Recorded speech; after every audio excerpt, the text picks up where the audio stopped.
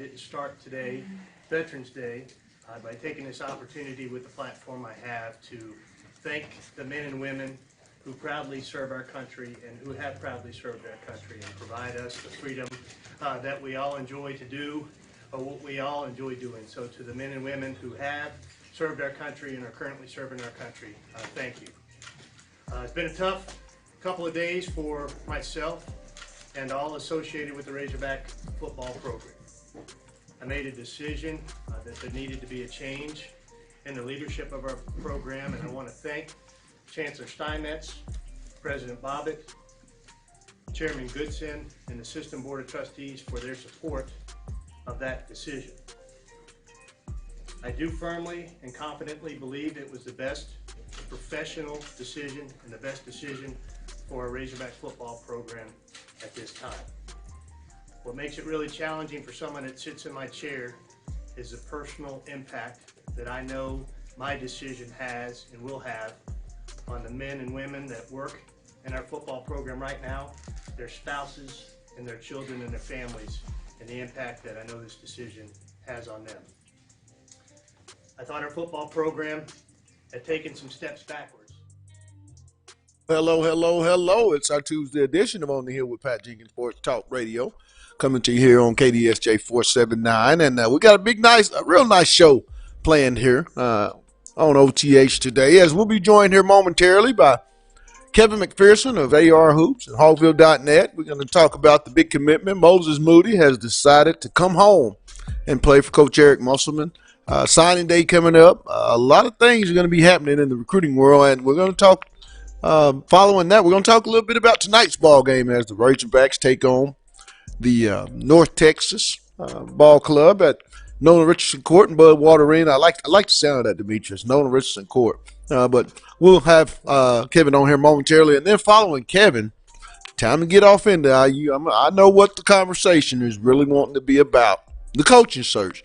We're going to talk about all the names that are going to pop up, and we're going to do that with our buddy, Scotty Borderland of the Arkansas Democrat Gazette, and also talk about this upcoming ball game tonight versus North Texas and the Arkansas Razorback with Scotty as well. But real quick, before we get this thing started, I want to shoot over to my co-host, producer, Demetrius, real quick for his thoughts. I mean, data, soak it all in. Barry Lunny, interim coach, Hunter, making the announcement to have Chad not continue on here at Arkansas. Any new thoughts? Any ideas of maybe who you might want? I mean, you know. No, I mentioned Sam Pittman yesterday. That's the guy I really want. And if I had to say anybody else, maybe Alfred Davis. That's another name I want to throw out there. But I just want to see somebody that understands the culture. You know, has worn that jersey before. I think it's something special. I wouldn't even say worn the jersey. Just has some type of ties or affiliation to the University of Arkansas football program because it's different. You know, I'm not saying they can't do it. It's just you have to go about it in a different way. So I'm just eager to see who they go get because I think this is one of the biggest coaching hires in Razorback history. So I'm looking forward to it, and I'm glad I could kind of watch and see it play out. Well, I'm real excited, and I hope I'm really eager, even more excited to talk about with this next guy, our next topic. But we caught up with Coach Eric Musselman and his thoughts on this upcoming North Texas ball game in Game 2 of the Musselman era. But after that, here comes Kevin McPherson because it's time to talk a little must bus and this 2020 class that Eric and the staff are starting to put together. All that's coming up. It's On the Hill with Pat Jenkins on KDSJ 479. But let's get it. A few days of practice, heading into North Texas and try to clean up some of the areas that we feel like we have to improve, taking care of the basketball and add some new offensive wrinkles prior to Tuesday night. Other than that, let's open it up to questions. Yeah, I guess Jeff, the other night when you guys announced that about Connor, Jeff Goodman tweeted that Connor was going to appeal the decision. Is that right? Do you know? Can you confirm that?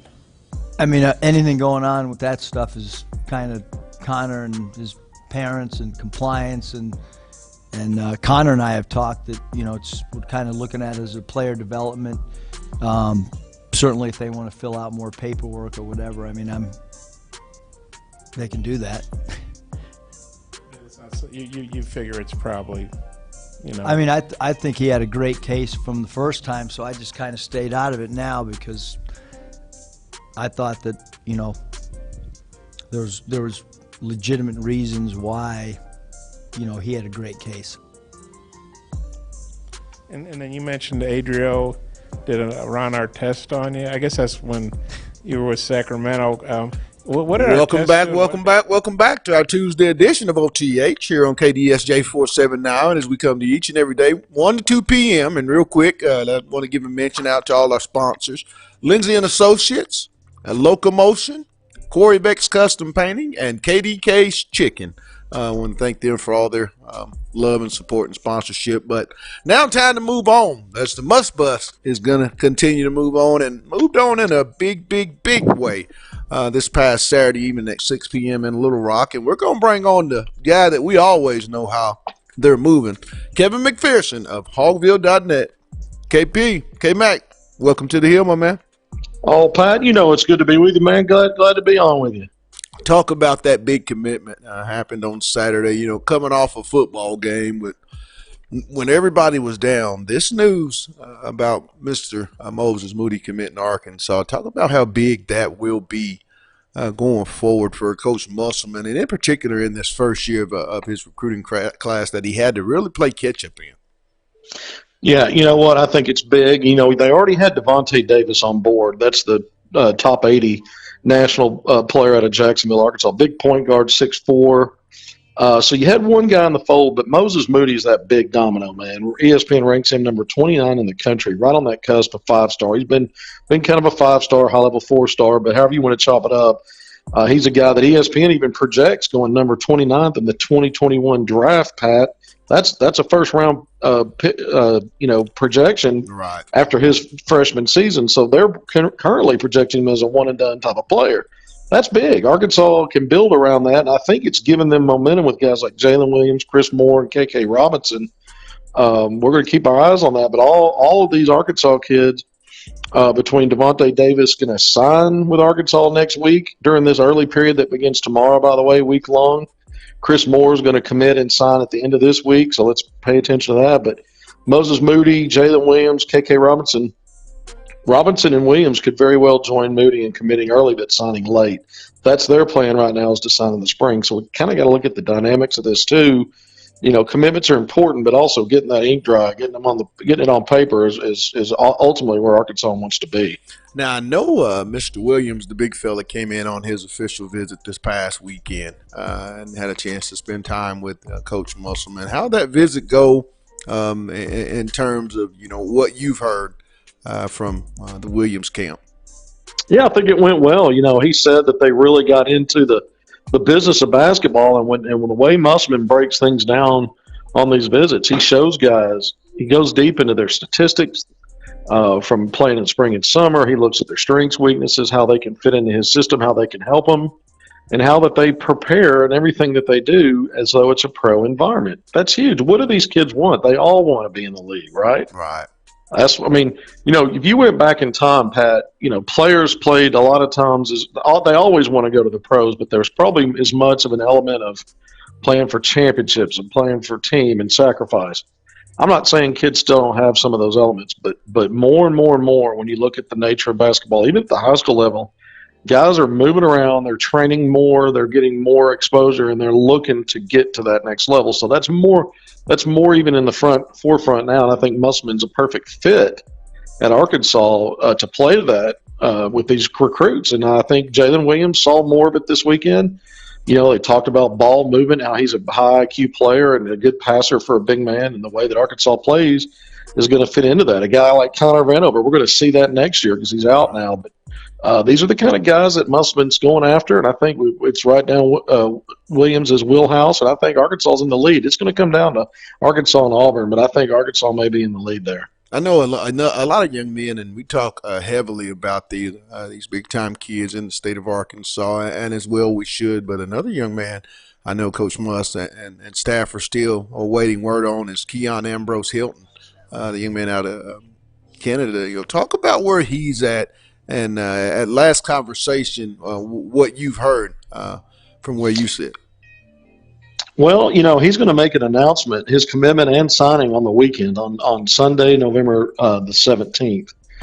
And so, Arkansas has been in it. They've been in the thick of it. They got him to visit back in October, official visit. They've been out to see him every week during this live recruiting period. But they had a visit set up to go see him last week, and that changed.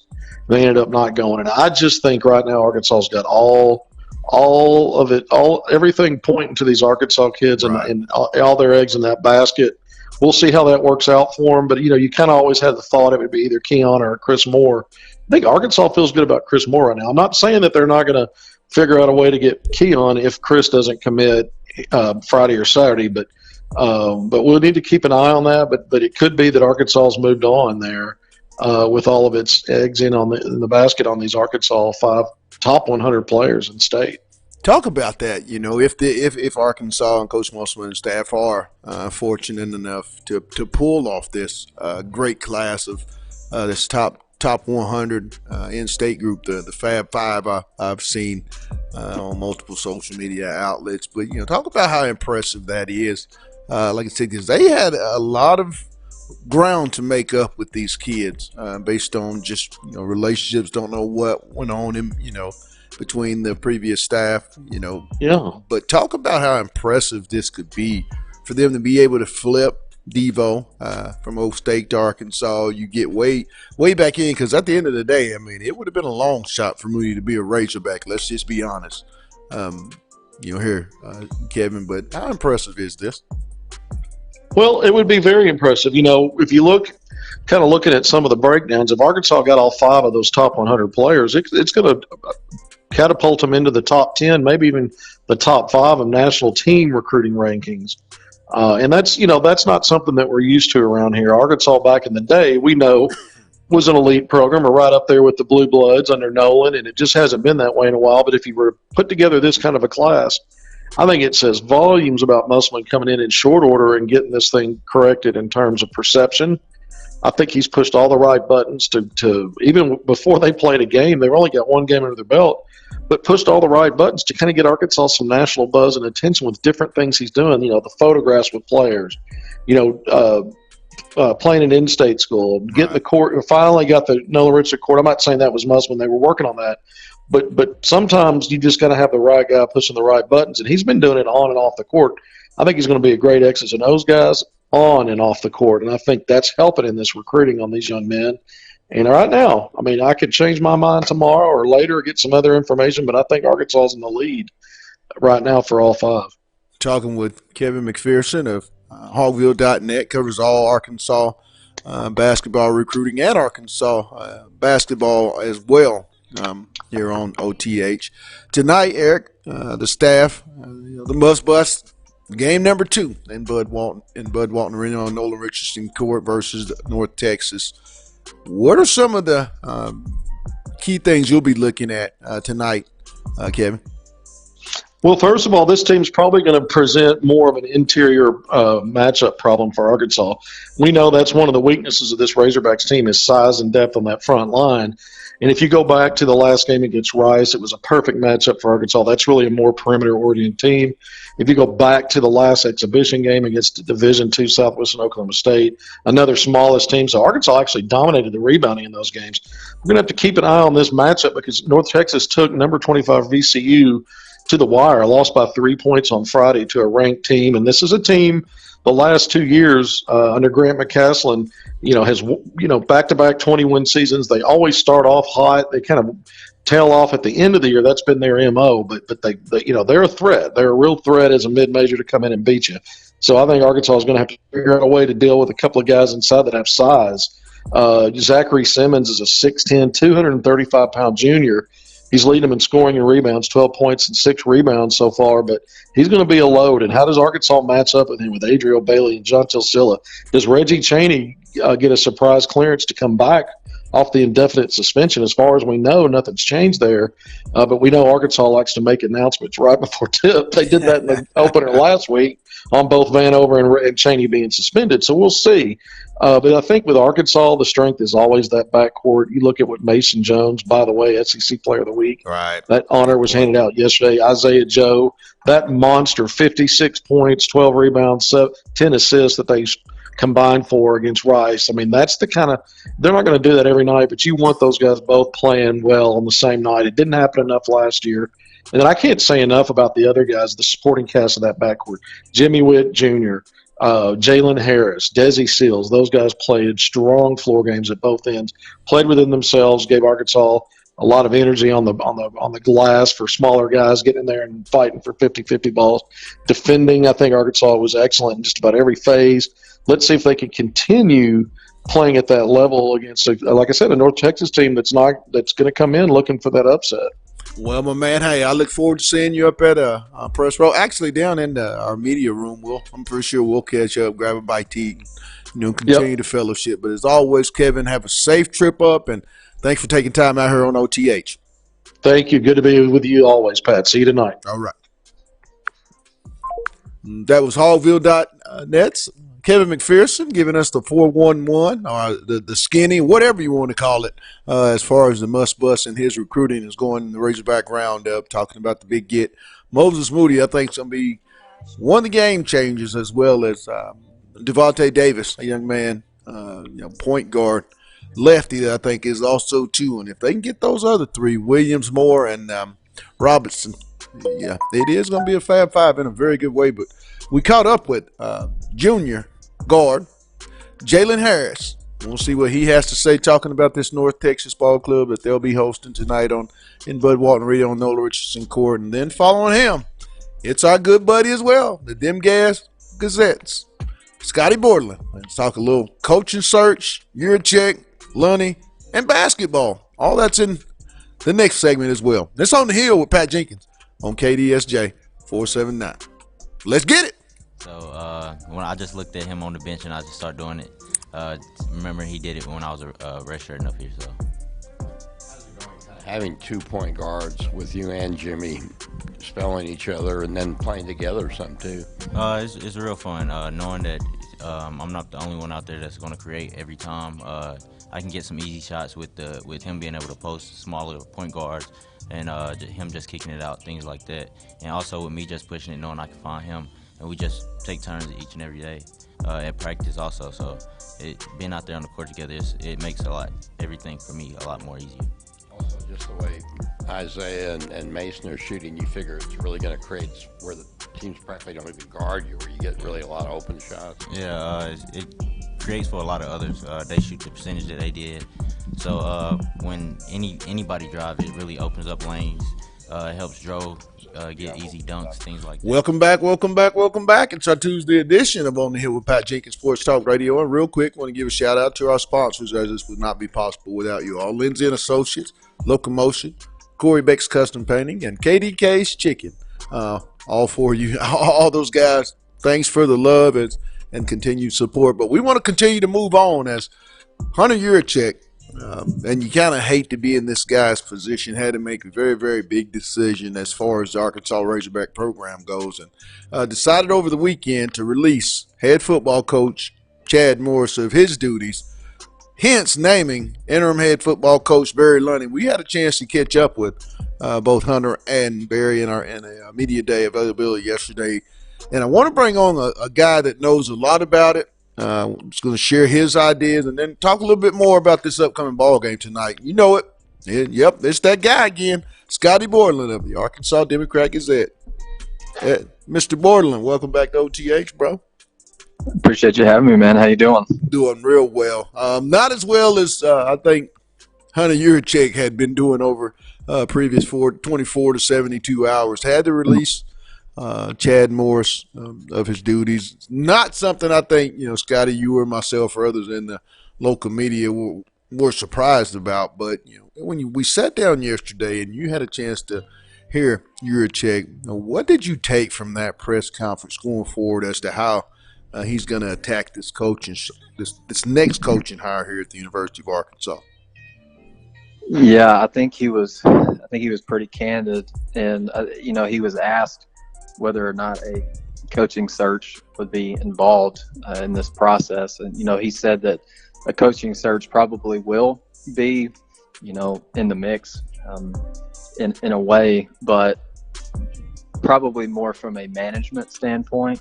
In terms of like background checks on potential candidates and things like that, he feels like it is his obligation and his duty to come up with a pool of candidates on his own. He feels like that's what an athletic director should do. And I can't really disagree with him. I mean, it is his call. Obviously, he can find a guy and make a recommendation, and it can be, turned down. But I think ultimately this is going to be his baby, and he's going to. I think he's going to identify the candidates that he thinks can bring this program back to relevance. When I think good and well that this program hasn't been relevant since 2000. Right. Nationally relevant since 2011. There was a pretty solid year, I think an 8-win year in 2015. But it's got to get back to that point where Arkansas's, in the national spotlight for the right reasons, instead of, firing its coach or a fake punt gone bad, those kinds of things. So I think he understands the magnitude of this decision, and he even said it. He can't be back in the same position in 3 years doing this all over again. He's got to get the hire right. And he said yesterday that he's compiled a list of names already. He obviously didn't share those yesterday, but he didn't put any feelers out. He didn't think that was the right thing to do with the sitting head coach. But I have no doubt in my mind that after the decision was made to let Chad go, that he sat down and thought long and hard and reached out to some people in regards to who might be best to take on this new leadership position. He talked also, he had mentioned, that he had, before, after, and things of that nature, met with the players and kind of gauged and went back all the way to the Kentucky game and just felt like they weren't really enjoying the experience of playing on Saturdays and as well as just putting on the Razorback jersey. And when we sat in the press box, Scotty, watching these past few weeks and just how bad it's gotten, could you kind of correlate to some of what Hunter was saying as to why we were seeing the type of performances that we were seeing on these previous Saturdays? Yeah, I mean, I think you could, just from our seats in the press box, I think you could look down to the sideline and see that there wasn't, like, the body language wasn't great, and the attitude, although it wasn't outwardly negative on the sideline, I don't believe. I just don't think that there was just a whole lot of belief that this team could get over the hump with the current leadership that was in place, and Hunter said that clearly yesterday. I think the Kentucky game was a huge turning point, and I was at that one, and I think we talk to players, and they always have like this positive outlook on things in the locker room when they're speaking with media, but internally I think that game was kind of the breaking point, and that's when Arkansas kind of fell in free fall.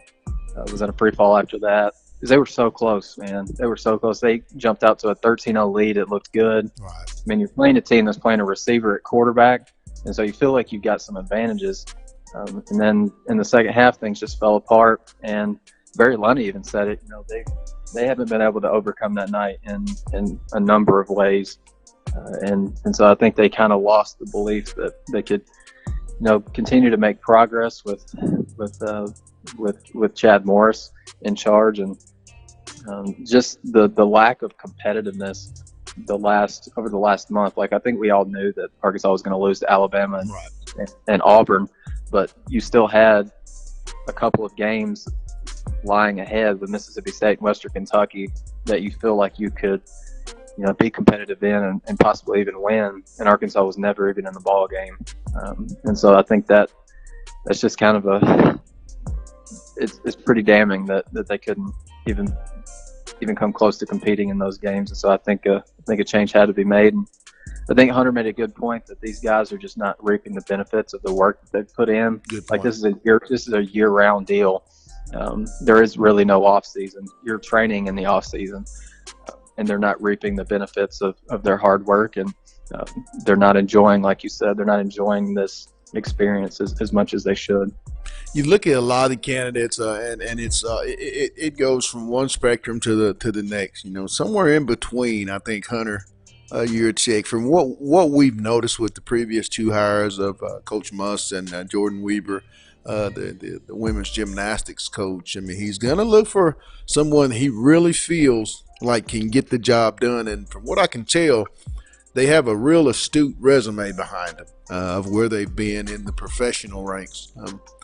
Do you kind of sense, because you're hearing Sam Pittman from myself and others in the media, you hear Norvell, you're hearing Mike Leach, you hear Lane Kiffin, Rich Rodriguez. I mean, it goes Bill Napier is a guy that's coming out of Eli Drinkwitz also. What type of coach, in your opinion, I mean, from being a former student, having studied journalism there at the University of Arkansas and sat in the stands, Scotty, and now being in the media standpoint, from your vantage point on both sides, what type of coach, in your honest opinion, do you feel like Hunter needs to bring to the University of Arkansas to get them out of this? I mean, they're in the mud, bud. Yeah, yeah, no question.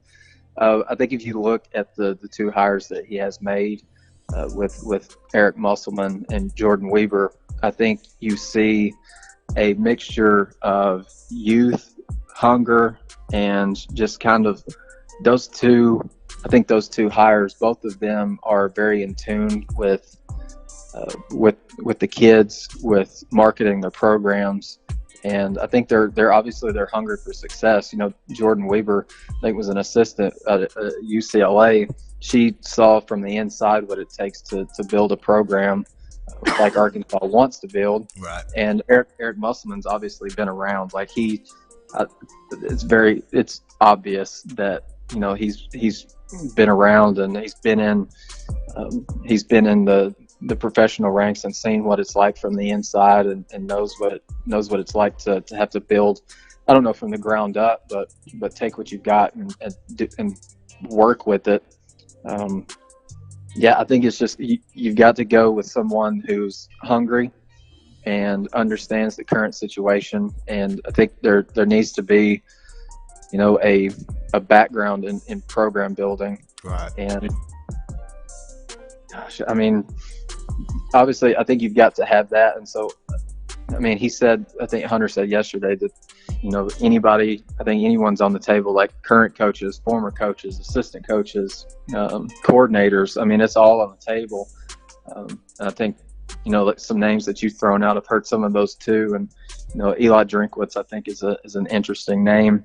He was OC at North Carolina State for several years, and now he's got Appalachian State knocking off Power 5 teams. Right. I think they've knocked off North Carolina and South Carolina this season. So I mean, someone like that. I'm not saying that's who it's going to be, but I think in a way you've got to have somebody that's hungry, that is established, has a good track record, and has shown that that they can build a program. And I think a guy like Mike Norvell, I think he fits that mold. Sam Pittman too, and some of the other names that you've thrown out. I mean, it's going to be an interesting search, and I think this hire is really going to tell us a lot about what Hunter's looking for in a leader, because they're going to have to come in and kind of make their mark and make Arkansas its own brand. And I think he's got an interesting month or so ahead of him for sure. I don't envy him at all. Talking with Scotty Borland of the Arkansas Democrat Gazette, covers all Arkansas football and basketball and anything Razorback regarding. I want to also move into his first hire, with that being Coach Eric Musselman. We had a chance to witness the opener a week ago today versus the Rice Owls. Going into tonight's ball game, Scotty, what are some of the keys that you're going to be looking for when you, for impress role versus this very good and mature North Texas ball club that's coming in here on Nolan Richardson Court tonight at 7 p.m.? Yeah, I think you made a good point right off the bat. Like, North Texas is a pretty veteran group. I was looking at their KenPom page. I think they've got 5 juniors on their roster and a couple of seniors. And some of their more talented guys are upperclassmen. So that experience could come into play. You know, Bud Walton's obviously not an easy place to play, so you got to have some veteran guys who, you know, may not have played in an atmosphere like this, but have played in some tough ball games before. And North Texas just went and played at VCU. VCU's not an easy place to play at all, and they got out of there. They lost by 3 points, but still put up a pretty good fight against the top 25 team. I think Arkansas just offensively, they've got to do a better job taking care of the ball. The 21 turnovers the other night were kind of continue to trend of. I don't know that sloppy is the way to say it, but just maybe kind of some careless turnovers, player control fouls, and stepping out of bounds and things like that. Arkansas's got to cut down on that because they can be explosive offensively, but even against Rice the other night, they weren't as efficient, as they'd like to be.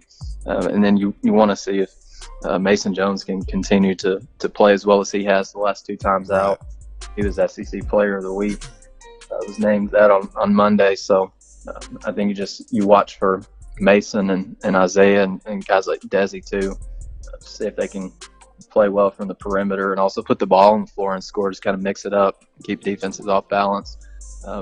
I kind of want to see John Salsilla kind of bounce back from his opener. I know he probably had some jitters, but took a few ill-advised shots and had some real good point. Some ill-advised turnovers too. So you just want to see if he'll settle in and play well, because I think he's going to have to be big, because North Texas' top player is a 6'10" guy. So Arkansas's got to have some guys step up on the inside.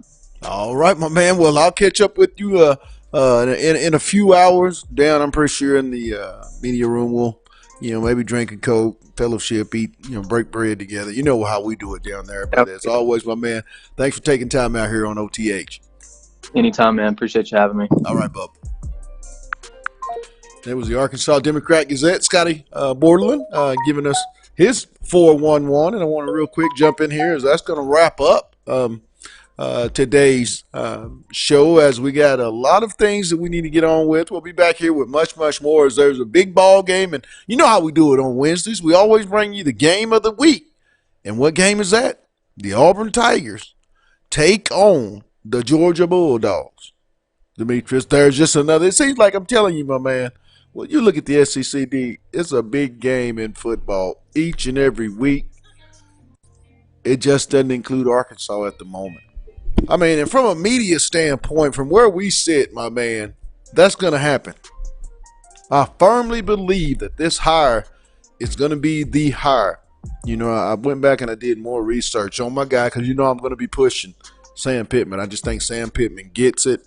I think Sam Pittman is the guy that's ready, the man that's ready to be the leader of men. And I think Sam would really, really put together a big-time staff. I know he has, some connections with Alfred Davis and those guys. So you just got to sit tight.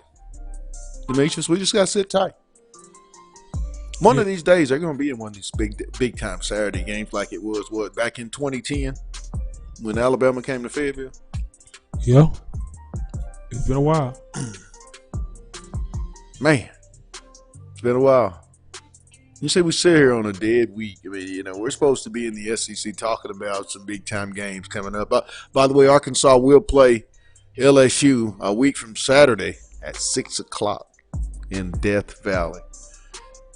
Not going to be a situation you want to go into on a night game at LSU, and I believe that could be that senior night for some of those guys on the LSU roster. So,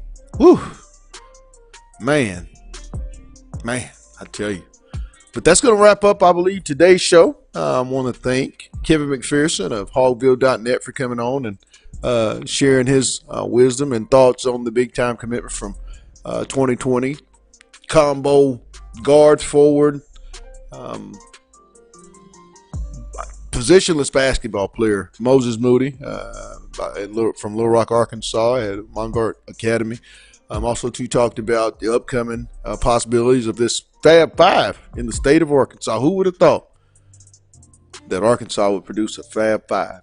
Very good one, by the way. I think game-changing in my opinion, for years going forward, if they get these guys in particular. And also, too, want to give a shout out to Scotty Borderland for joining us and giving us his take on the 100-year check dismissal of Chad Morris, as well as who could be some candidates that may emerge as the leading candidate for the head hog here in Fayetteville in the coming weeks. All that's coming up, my man. And then he gave us thoughts on tonight's ball game, Demetrius. For our sponsors, want to say thank you once again to Lindsay & Associates with an office location in Fayetteville, an office location also too in Rogers. Locomotion, located just below the Northwest Arkansas Mall in Fayetteville. Corey Beck's Custom Painting. Need anything residential, commercial? Contact Corey Beck. You won't be disappointed. I know we're not. And lastly, KDK's Chicken, located at 989 Razorback Road. Go down and see Keith, Kathy, and get you a plate of that love. And like they say, it's not your mama's. The best chicken and waffles in the South. Until tomorrow, with the Game of the Week feature. And we're going to bring it to you only as OTH can. It's on the Hill with Pat Jenkins on KDSJ 479. Let's get it.